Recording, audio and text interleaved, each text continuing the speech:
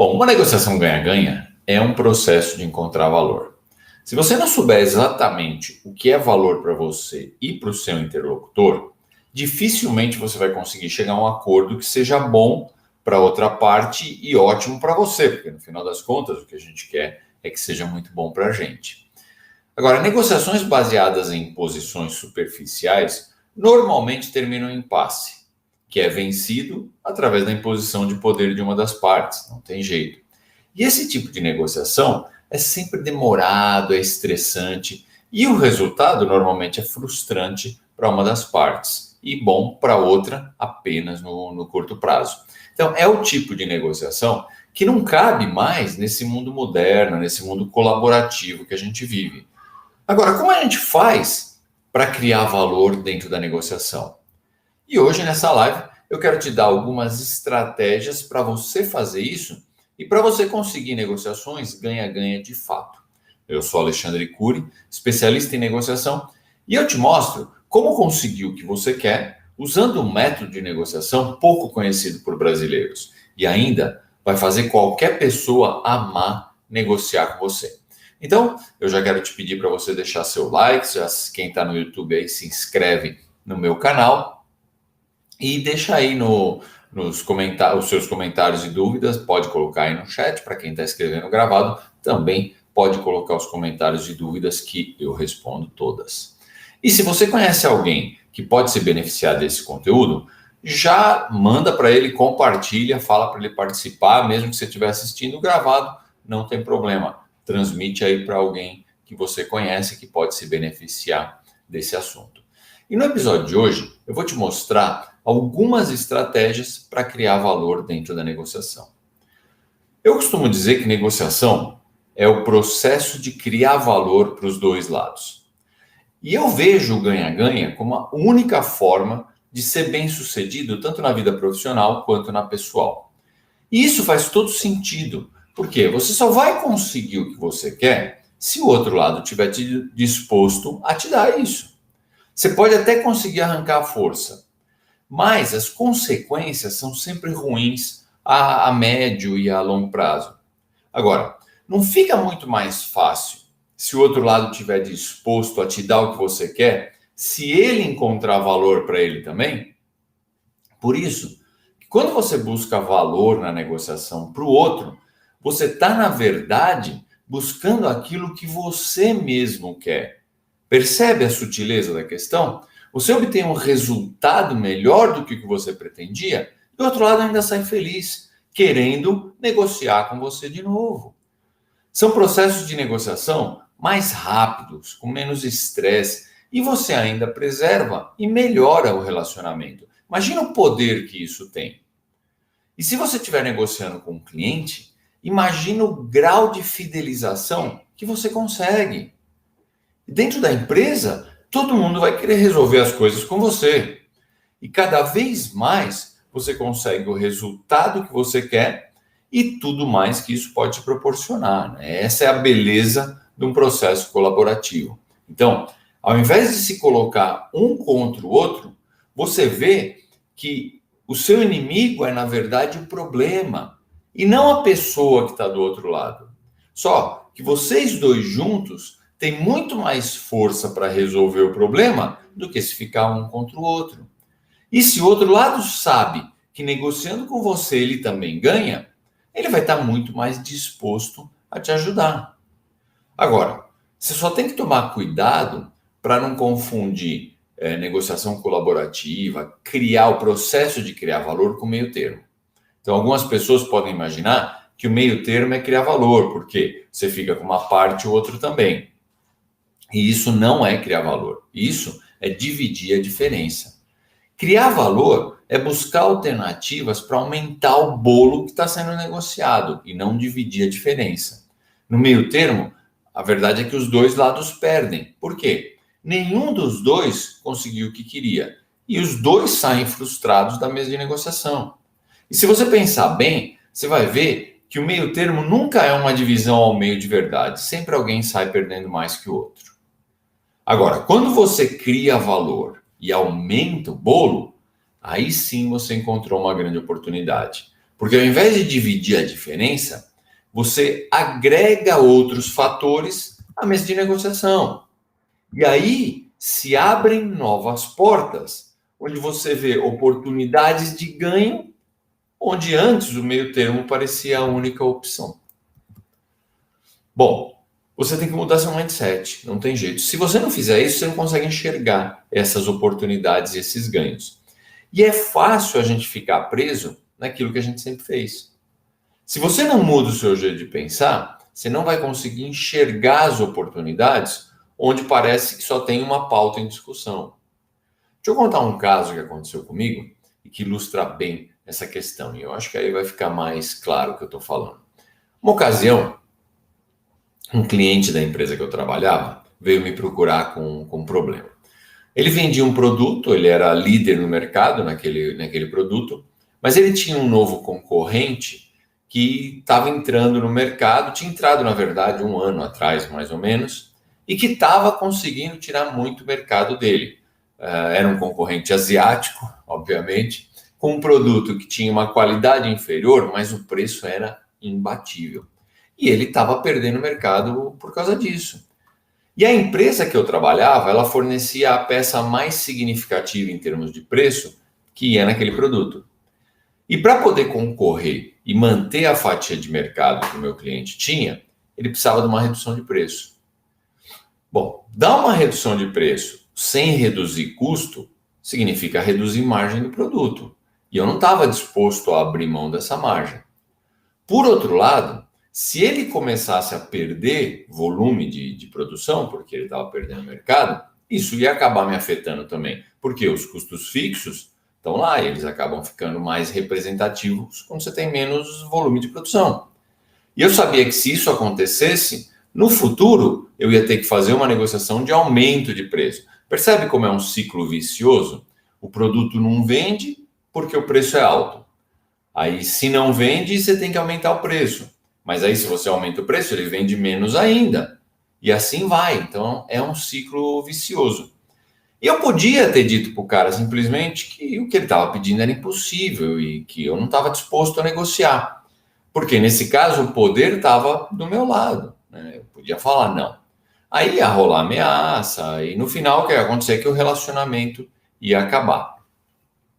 Mas, ao invés de fazer isso, eu percebi que reduzir o preço ia ser bom para ele e ia me evitar muita dor de cabeça no futuro. Agora, eu não podia abrir mão da margem. E como que eu podia reduzir o preço sem reduzir o custo? Não dava, só se eu fosse abrir mão da minha margem, mas isso era impossível, na verdade era pouco inteligente para mim, né? Então, o que a gente fez? Eu e minha equipe tínhamos que achar uma alternativa para proporcionar o valor que o cliente queria, que era a redução de preço, mas trazer valor para a gente também. E eu sei que esse é o caminho mais difícil, né? Porque seria muito mais fácil eu simplesmente falar não e pronto. Mas o caminho mais difícil, normalmente, é o que produz o melhor resultado. Então, anotem aí. E assim foi nesse caso também. Depois de estudar muito o que a gente podia fazer, a gente identificou que esse mesmo cliente tinha um outro produto que usava uma peça parecida com a que a gente já produzia, mas era importada. E a gente podia produzir aquela peça importada na mesma linha de produção da atual, que a gente já fazia. E isso daria para a gente um ganho de produtividade e, consequentemente, de custo. Pô, fantástico! Então, o que a gente fez? Fizemos todo o planejamento, preparamos direitinho e fomos para o cliente com uma proposta muito completa, né? A gente ia conseguir a redução de custo ou a redução de preço que ele tinha pedido, mas mediante a nacionalização daquela outra peça. Como eu sempre falo para vocês, essa questão de concessão. Você cede de um lado, mas você precisa ganhar de outro. Não tem jeito. Se não for assim, a balança fica pendente para um lado só, e não é isso que a gente queria. Então, de fato, dava para atender o que ele precisava, mas a gente precisava da nacionalização. E para ele foi fantástico. Primeiro porque ele não esperava, né? Porque normalmente, quando as pessoas entram nesse tipo de discussão, Elas esperam o quê? Negativas, né? Elas esperam que você vai falar e depois esperam aquela batalha, e esse tipo de negociação funciona assim, né? Você já espera um não e já está preparando as suas armas para entrar na batalha, né? Então, é isso que você faz. Só que a nossa postura foi diferente. A gente buscou uma solução. Até porque eu tinha enxergado que aquilo lá ia causar consequências no futuro. Seria muito mais fácil eu simplesmente falar não. Mas isso ia me trazer consequências. Então, a gente tem que encontrar uma alternativa de falar sim, mas de uma forma que eu ganhe, entendeu? A questão é, tá bom, eu vou falar sim para preservar o relacionamento, vou abaixar meu preço e abrir mão da margem. Isso está fora de cogitação. Aí eu saio da negociação pior do que eu entrei. Se for para sair pior do que eu entrei, melhor não negociar. Né? Como eu sempre falo, é melhor nenhum acordo do que um acordo ruim. Então o que você precisa é de fato pegar o caminho mais difícil e falar, bom, onde eu posso encontrar uma possibilidade que me favoreça? E nesse caso, a gente achou nessa peça importada. Né? Então, a gente demonstrou uma postura diferente e as pessoas gostam disso, você fideliza o cliente com isso. E é claro que a solução que a gente encontrou, ela dependia de outros fatores, mas isso não importa, né? O que importa é que dentro da negociação a gente criou valor. Para nós, uma situação que de início ou ia acabar com a margem ou ia acabar com o relacionamento, no final ela ia acabar, se tudo fosse conforme que a gente tinha planejado, com um aumento de margem, percebe? E isso era um valor muito grande para a gente. E aí, olha só, os dois lados estão ganhando. E nessas circunstâncias onde os dois lados ganham, tanto ele como nós queríamos implementar essa nacionalização da peça urgente. E aí o que aconteceu? Nós trabalhamos em conjunto para fazer com que isso acontecesse. E aí, em poucos meses, a gente começou a produzir as peças, reduzimos o preço, melhoramos a nossa margem e o cliente ficou maravilhado com o nosso estilo de resolver os problemas, com o nosso estilo de negociar. Por quê? Ao invés de criar problema, a gente buscava solução. Resultado, o cara amava negociar com a gente. E aí o que aconteceu? Após alguns anos, a gente se tornou o fornecedor exclusivo para esse cliente. E por isso nós ganhamos dezenas de milhões de dólares. Percebem qual que é a dinâmica do ganha-ganha? E aí, quando eu saí dessa empresa que eu trabalhava para um outro desafio profissional, esse cliente, para você ter uma ideia, ele me ligou tentando me convencer a não fazer isso. Acredite ou não. Ele queria que eu ficasse lá, por quê? Ele tinha medo que o meu substituto não tivesse esse mesmo mindset, esse modo de pensar que era bom para todo mundo. Ele não corria risco, porque na verdade a pessoa que ficou no meu lugar é uma pessoa que eu treinei. Então ela também tinha esse mesmo mindset. Então no final, o teu estilo de negociação é um benefício que você carrega com você. Então esse meu antigo cliente é meu amigo até hoje. E se eu precisar de qualquer coisa, ele me ajuda sem pensar em duas vezes, como já me ajudou algumas vezes. Então percebe o quanto a sua carreira é beneficiada com esse estilo colaborativo de negociar? E esse é um caso real. Eu só não posso falar o nome das empresas e das pessoas, porque seria um pouco antiético. Mas de fato aconteceu exatamente aqui como eu estou contando para vocês, tá? Então tem alguns comentários aqui. O Daniel, boa noite, Daniel. A Juliana aqui, professor, obrigada por todos os vídeos, trabalho incrível que você vem fazendo. Pô, fico feliz, Juliana, que você está gostando. Meu objetivo é isso mesmo, é para isso que eu faço os vídeos e tudo isso. Bom, mas vamos lá. Você tem que tomar um certo cuidado quando você faz isso para você não se empolgar e acabar criando valor só para o outro lado e esquecer o seu. A gente não pode imaginar que quando a gente fala em ganha-ganha, quando a gente fala numa negociação colaborativa, a gente vai buscar valor para o outro lado e não vai pensar em você. Você tem que pensar no teu benefício dentro da negociação. A questão do ganha-ganha é que você vai conseguir o que você quer e maximizar aquilo que você quer se você proporcionar valor para o outro lado também. As coisas ficam muito mais fáceis. Então, o que acontece é que às vezes eu mostro os benefícios do processo colaborativo e para as pessoas elas acham que buscar valor para o outro lado esquece dela mesma. Isso não pode acontecer, tá? Não existe essa de entregar tudo para o outro lado por causa do relacionamento ou por qualquer outro motivo, na verdade, tá? Você gera valor porque isso te proporciona algum benefício. No final, você está buscando conseguir o que você quer do mesmo jeito que você faria, por exemplo, com o método tradicional de negociação. Mas o que muda é que você escolheu uma forma muito mais leve de fazer isso. Por causa do método, você tem potencial ainda de melhorar muito mais o seu resultado. E se você não cria valor para o outro lado, as posições normalmente são conflitantes. Então, cedo ou tarde, você vai chegar num impasse. Normalmente, para sair desse impasse, o que acontece? Uma das partes impõe a sua posição através da força, através das ameaças. E é aí que surgem as ameaças dentro da negociação.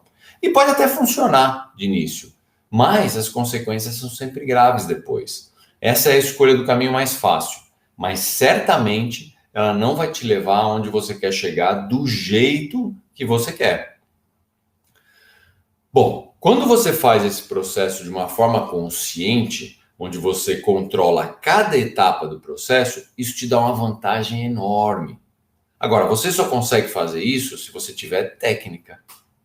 E eu quero compartilhar aqui hoje com vocês algumas dessas técnicas para vocês. A primeira delas é explorar as suas alternativas. Bom, em primeiro lugar, você tem que ter claro os seus limites, até onde você pode chegar. Isso é o que a gente conhece por BATNA, né, que é um acrônimo em inglês que significa Best Alternative to a Negotiated Agreement. Ou seja, o que você vai fazer caso você não consiga chegar a um acordo? Qual que é a sua opção se você não chegar a um acordo? E esse vai ser o seu limite absoluto. Então, é claro que você tem que conhecer o teu limite dentro de uma negociação. Isso é extremamente importante. Agora, uma vez que você já conhece o seu limite, você tem que buscar alternativas dentro daquele campo de atuação, ou seja, que não faça você chegar no seu limite, né? Porque você tem que ter alternativas que te proporcionem algum ganho, porque senão não valeu a pena. Então, um exemplo bem simples para a gente entender é se você tiver que comprar uma TV nova. Você sabe o quanto você pode gastar e esse é seu limite. Mas se você conseguir fazer um bom negócio com uma TV melhor e gastar menos do que era o seu limite, a situação fica perfeita. Então, o que você faz? Você busca alternativas. São vários modelos, várias lojas, e aí você começa a identificar as melhores opções. Dá mais trabalho? Sim, sem dúvida. Mas se você for acomodado, não adianta, você não vai conseguir o melhor resultado, né? Quem é acomodado não consegue o melhor resultado. Então, naquele exemplo que eu dei do meu cliente na época, a gente explorou as alternativas até encontrar uma peça potencial de nacionalização, que acabou nos proporcionando um ganho incrível. Então, você tem que explorar as alternativas. E essa é uma técnica muito importante. Uma vez que você sabe a zona onde você pode trabalhar, né? Em Harvard eles chamam de ZOPA, né? Que é a zona de possível acordo. Dentro dessa zona você vai explorar as alternativas que te deem o maior benefício, tá? Eu não gosto muito de me prender a esse tipo de limite. Eu tenho um limite aqui, um limite ali. Eu sei qual que é o meu limite absoluto e de lá eu não posso passar de jeito nenhum. Mas, do outro lado, o céu é o limite, né? Do lado do meu ganho, eu vou buscar o máximo de ganho que eu puder. Então, eu não vou me limitar nesse lado, tá? Eu só vou me limitar na condição que eu não sei, que eu não posso ir abaixo daquilo. E depois que você faz isso, a segunda coisa que você precisa fazer é explorar as alternativas do outro lado. E isso é importante também. Por quê? Você precisa entender se as suas alternativas e a do outro lado são complementares ou incompatíveis. Qual que é o limite do outro lado? Qual que é a BATNA deles? Porque isso vai te ajudar a vender melhor a sua alternativa, porque no final das contas você acaba tendo que vender a tua alternativa, porque ela te traz o melhor resultado. Então você tem que vender isso para o outro lado, justamente para que ele aceite e você tenha o resultado que você quer, né? Então, entendendo o outro lado, como você pode fazer essa venda para o outro lado, você consegue fazer isso de uma forma mais efetiva, né? Então você percebe como aos poucos a gente vai construindo o resultado é construído, você não chega lá sem querer, né? Pode até chegar, mas qual é a chance, né? Uma vez que você tem consciência e vai construindo o resultado aos poucos, isso fica muito mais sólido, né? E uma vez que você constrói o resultado, você aprende a construir esse resultado, você faz sempre. Então, se a alternativa que é melhor para você pode ser vendida de uma forma que complemente a alternativa do outro lado, como foi no caso que eu dei de exemplo, a venda fica mais fácil. E você precisa entender isso para poder fazer uma proposta que seja muito atraente para o outro lado. Porque se a sua alternativa proporciona valor para o outro lado, dentro daquilo que ele precisa, bom, primeiro fica muito mais fácil dele aceitar. Porque é claro que ele quer também ter valor, e se ele vai ganhar alguma coisa, obviamente fica mais fácil para ele aceitar. Segundo, ele vai te ajudar a implementar, porque ele tem todo o interesse no mundo que isso aconteça. Se ele enxerga valor, ele vai te ajudar. Então, naquela história que eu contei, meu interlocutor fez um esforço enorme para nacionalizar o produto rápido. Isso foi excelente para mim. Mas se ele não tivesse um benefício com isso, vocês acham que ele ia se empenhar tanto? Claro que não. Ele só se empenhou porque ele ganhava alguma coisa também. Então, dessa forma, você traz o seu interlocutor para o seu lado da mesa. Ele vai te ajudar a resolver o problema e não vai se colocar contra você, porque aí fica muito mais difícil.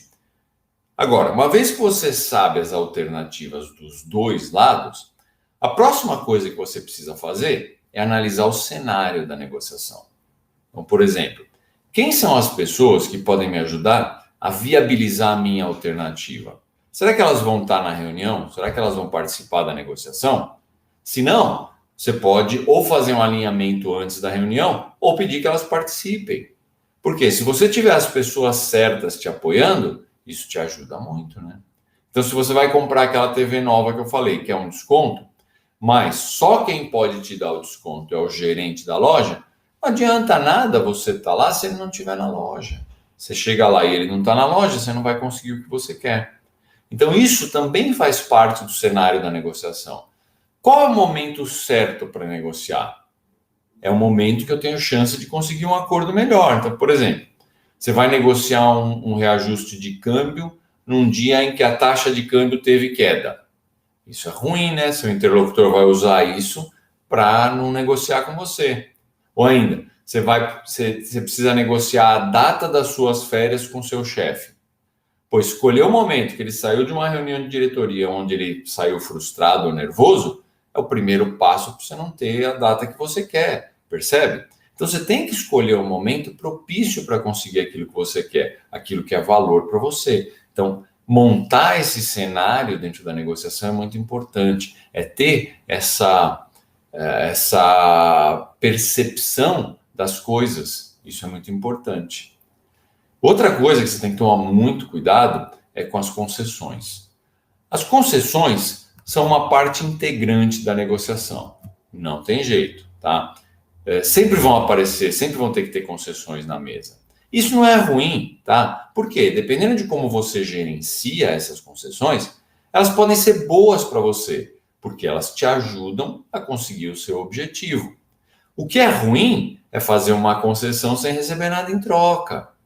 Agora, quando você atrela a concessão a alguma coisa que te leva mais perto da sua melhor alternativa, isso é inteligente. Porque já que as concessões são uma parte integrante da negociação e eu não consigo mudar isso, vamos fazer com que elas sejam uma ferramenta para eu chegar mais próximo daquilo que eu preciso. E se seu interlocutor está pedindo uma concessão, aquilo é importante para ele, é valor. Percebem como a gente identifica valor dentro da negociação? Então você precisa usar isso a seu favor. Você vai fazer com que aquela concessão tenha um custo-benefício positivo para você. E muita gente, quando aparece alguma coisa que o outro lado pede, a primeira coisa que a pessoa fala, não, isso é de jeito nenhum. Nunca. Onde você estava com a cabeça quando você imaginou que eu ia fazer uma coisa dessas? E o que eu sempre digo é, não faça isso. Antes de dizer não para uma concessão, pensa bem no que aquilo pode trazer de bom. E por último, talvez a dica mais importante de hoje é: use estratégia de negociação integrativa. E o que eu quero dizer com isso? Raríssimas negociações são sobre uma questão única. Muitas vezes a gente enxerga ela dessa forma, mas ela não é. Você quer ver? Vou dar um exemplo muito básico que aconteceu aqui em casa outro dia, tá? Era uma negociação que parecia sem solução e acabou tendo uma saída integrativa. A gente estava almoçando e tinha um filé de frango só. E o primo do meu filho, o primo dele, meu sobrinho, estava aqui, e os dois queriam o filé, e só tinha um. Bom, de início, parece, o que você faz? Você vai dividir o filé no meio. Por quê? Esse é o meio termo que eu tanto não gosto, que eu tanto sou contra. Por quê? Os dois iam sair perdendo, nenhum dos dois ia conseguir matar a fome só com metade do filé. Mas aí meu filho teve uma sacada fantástica, porque ele sabia que o primo dele adora purê de batata mais que tudo. E o purê de batata também já tinha acabado. O que ele fez? Ele falou para o primo o seguinte: olha, se você deixar eu ficar com o filé de frango todo, eu te dou meu purê. E o primo aceitou na hora, porque era o que era valor para ele. Então percebe como encontrar o que é valor para cada um faz com que a gente pense em alternativas criativas que nem pareciam existir à primeira vista. Por quê? E é o teu olhar que tem que mudar dentro da negociação. Você olha para a negociação, você fala, pô, tem só um filé, nós vamos ter que dividir o filé no meio. E você não enxerga o que está em volta. E é isso que eu falo, que você tem que integrar outros fatores àquela negociação. Se você ficar focado no filé e que você tem que compartilhar esse filé, acabou, a tua negociação acabou. Aí vai ficar em quem tem mais força. Percebe? E não é isso. Quando você passa a enxergar outras alternativas, integrar outros fatores, começam a surgir soluções que são interessantes. E nessa que eu contei do filé de frango e do purê para vocês, os dois saíram satisfeitos. Por quê? Um gostava muito mais de purê do que de frango, e o outro queria o frango. E no final das contas, ao invés de dividir e os dois saírem frustrados, que é o meio termo, é sempre isso que acontece no meio termo, um ficou com o filé, o outro ficou com o purê, os dois satisfeitíssimos. Percebe? É uma questão de valor. O que era valor para um, o que era valor para o outro, e esses valores, eles não eram contraditórios, eles eram, na verdade, complementares. Então, os dois saem ganhando, porque cada um consegue aquilo que é valor para si, né? Então, no final, meu filho, se você olhar, ele seguiu rigorosamente todas as técnicas que eu estou ensinando aqui nessa aula, né? E o resultado é espetacular. E isso vai acontecer com vocês também, né? Então, se vocês seguirem isso, vai acontecer. Vocês têm que identificar e trazer outros fatores para a mesa de negociação, além do que está sendo discutido, além do óbvio. O óbvio todo mundo vê e vai virar um impasse que vai acabar com um dos dois lados ameaçando o outro e impondo poder. Vocês têm que trazer outros fatores, tá? Ficar no óbvio não vai acontecer. Se você olhar no exemplo que eu dei, o purê nem estava em discussão, ninguém nem tinha falado do purê, o purê estava lá fora da discussão. A discussão era o frango. Mas, no final das contas, trazer o purê para dentro da negociação foi o que salvou. E vocês têm que fazer isso na negociação do dia a dia. Vocês têm que... lógico que vocês vão estar lá e vão estar negociando o frango. E o frango é óbvio para os dois. E fica lá. Um puxa para um lado, o outro puxa o franguinho para o outro. E fica assim. E ninguém está olhando o purê que está lá do lado e pode ser a salvação da lavoura. Vocês têm que olhar, vocês têm que buscar o purê nesse caso. Quando você traz esses outros fatores que não estão na mesa, você possibilita a discussão de outras alternativas. E são essas alternativas que vão te levar ao resultado que você quer. E quando você olha, você vai falar para mim assim, é impossível. Toda hora em mentoria, um aluno me traz um caso que fala, ó, aqui não tem, é isso aqui. E eu garanto para vocês que a gente encontra. Ele mesmo encontra, se parar para discutir um pouco. Por quê? Trazer outros fatores é possível em mais de 95% das negociações. Não é possível quando, por exemplo, você fala assim, numa questão de uma competição esportiva, uma Copa do Mundo. Quantos times podem ser campeões? Um só. Isso é distributivo. Para um ser campeão, o outro tem que ser vice-campeão. E aí não tem jeito, não dá para dois serem campeões. Nas nossas negociações do dia a dia, ainda bem que não funciona assim. A gente consegue trazer outros fatores. E no início, quando você olha, sempre parece que não dá. Sempre é impossível, mas quando você analisa mais a fundo, você vai encontrar esses outros fatores, eu garanto para vocês, e você consegue trazer isso e discutir em conjunto. Bom, e com esse conjunto de técnicas, eu garanto para vocês, com certeza absoluta, que você vai estar mais capacitado a identificar e criar valor dentro da negociação. E quando você faz isso, você vai estar mais próximo do resultado que você quer. E a gente sempre precisa de resultado. É isso que a gente está buscando. Então, eu gostaria de deixar aí o chat aberto para as dúvidas. Vamos lá, então, tanto no YouTube, Facebook, Instagram, vamos colocando. Quem não está em dúvida e gostou aqui, por favor, manda o seu joinha aí no YouTube, coloca esse coraçãozinho aí, isso, tá subindo tímido esses corações no Instagram, hein, gente? Vamos apertar. Ah, agora melhorou bastante. Vamos apertar com fé esse botãozinho aí. E vamos lá, vamos colocando as dúvidas. Então, eu tinha já lido essa da Juliana. Então, me agradecendo pelo trabalho, eu que agradeço aí a audiência. E vamos lá, vamos ver se tem mais alguma dúvida aqui. Bom, tem uma aqui. Deixa eu só tirar isso aqui da tela. Vamos lá. O Jonas está me perguntando aqui.